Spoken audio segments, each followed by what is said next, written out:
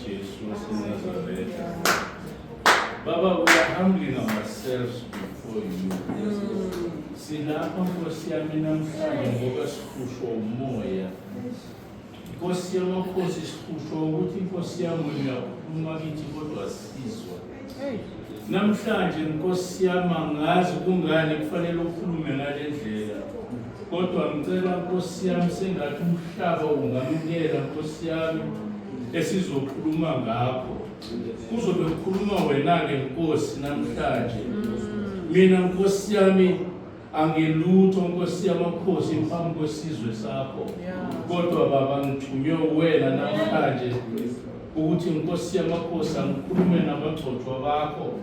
Angikhulume Nkosi yami nesizwe sakho namhlanje. Siyacela-ke Nkosi ukuthi Baba sihlalise kahle emoyeni ukuze Nkosi yamakhosi izwi lakho lizohlala kahle nalo. Siyabonga-ke Nkosi egameni likaJesu waseNazaretha. Amen. Amen. Bazalwane, ngicela ukunibingelela namhlanje. Ngiyethemba ukhona ongangazi phakamise isandla izintroduce. Oh, okay. Okay. All right. Okay. Bathi ngoba masina sibonga. Yeah. Kama uJacob nsefasi. Okay. Kodwa bakhule namambiza ngoJacob. Nalabo badala ngiyisto. So kunento eziningi abangazi ngazo. Kodwa yize kunjalo umoya ngcwele mofikile empilweni umuntu uyashintsha.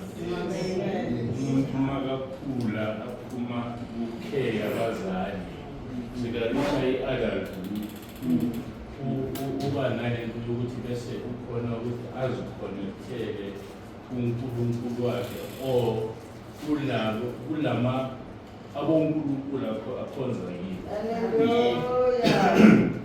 So nami-ke ngaba nenhlanhla ukuthi sengenzile konke. uNkulunkulu wabuya wangirikhola wathi wena wakaMasina ngakugcoba ukuthi wena uzoba isisebenzi sami. Wena you are going to serve me. Yes. Mangathi ngiyayilanda angazi lesikhathi ngathi sincane sininga ngathi. Mara uthi lithola sengathi. Bazalwane, mangithola lo mlayezo last week Sunday siyaphuma la. Ayangilanda labo baba bala.